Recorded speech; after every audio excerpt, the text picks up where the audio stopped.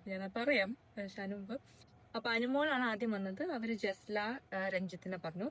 ആര്യം വന്നിട്ട് ശൈത്യ നവീനെ പറഞ്ഞു. പിന്നെ സാരികയല്ലേ, അത് ഷാരികയാണോ വന്നത്? അല്ല, ഇത് സാരികയാണ് വന്നത്. സാരിക വന്നിട്ട് ആര്യനെയും ഓനലിനെയാണ് പറഞ്ഞത്. പിന്നെ അക്ബർ വന്നിട്ട് രഞ്ജിത്തിനെയും മറ്റേ നൂറ അവരെ രണ്ടുപേരെയും പറഞ്ഞു. ബിൻസീരെ ഞാൻ മിസ് ചെയ്തു, നീ കാണാൻ പറ്റിയില്ല. പിന്നെ ഓണൽ വന്നിട്ട് ഷൈത്തിനെയും ജിസ്ലിനെയും പറഞ്ഞു, ജിസലിനെയും പറഞ്ഞു. പിന്നെ ബിന്നി വന്നിട്ട് പിന്നെ ശൈത്യ രഞ്ജിത്തിനെ പറഞ്ഞു. അഭിലാഷ് വന്നിട്ട് രേണു സുധീം ആര്യനെയും പറഞ്ഞു. റീന ഫാത്തിമ അല്ല റീന ഫാത്തിമ. എനിക്ക് പേര് മാറിപ്പോകുന്നു, നമുക്ക് നോക്കിയിട്ട് അങ്ങ് വായിക്കാം. എന്നാലും അപ്പൊ റീന ഫാത്തിമനെ നവീനും പിന്നെ ശൈത്യ. അപ്പൊ ശൈത്യ എല്ലാ സ്ത്രീകളും ശൈത്യനെ നോമിനേറ്റ് ചെയ്തിട്ടുണ്ടോ? വേറെ ഒന്നുമില്ല, ലിപ്സ്റ്റിക് കേസാണ്.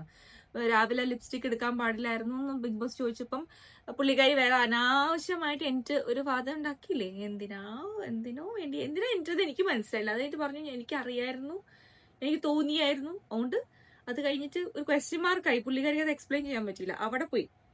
അപ്പൊ ഇന്നത്തെ ഇത് വെച്ചായതുകൊണ്ട് പുള്ളിക്കാരിയാണ് ടാർഗറ്റ് ഫുൾ. അപ്പൊ ജിസൽ വന്നിട്ട് രേണുവിനെയും സാരികയാണ് എനിക്ക് പുള്ളിക്കാരി പറഞ്ഞത് ഷാരികനാണ്. ഷാരിക കെ ബി എന്ന് പറഞ്ഞായിരുന്നു. അപ്പൊ ഷാരികയാണ്. പിന്നെ ഷാരിക വന്നിട്ട് രേണു രഞ്ജിത്തിനെ പറഞ്ഞു.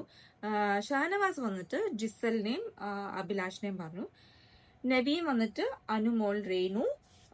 നൂറയും അവർ രണ്ടുപേരും വന്നിട്ട് ശൈത്യനെയും ആര്യനെയും പറഞ്ഞു. ശൈത്യ ബിന്നിനെയും രഞ്ജിത്തിനാണ് പറഞ്ഞത്. രഞ്ജിത്തിനെയാണ് പറഞ്ഞത്. രേണു വന്നിട്ട് അക്ബറിനെയും ശൈത്യനെയും പറഞ്ഞു. ശരത്ത് വന്നിട്ട് നിവിനെയും ഷാനവാസിനെയും പറഞ്ഞു. അനീഷ് വന്നിട്ട് പറഞ്ഞത് ഷാരിക കെ പി ആണെന്ന് തോന്നുന്നു, ഷാരിക കെ ബി അനുമോളിനെയും പറഞ്ഞു. ഓക്കെ, ഇത്രയും പേരാണ്. അപ്പൊ എനിക്ക് ഇതിലെല്ലാം മനസ്സിലാത്തത് ശൈത്യ എന്തായാലും നോമിനേറ്റഡ് ആണ് ഫോർ ഷുവർ. ജിസൽ ഓൾസോ എനിക്ക് തോന്നുന്നു. പിന്നെ ആര്യൻ ഉണ്ടാവും എന്നാണ് എനിക്ക് തോന്നുന്നത്.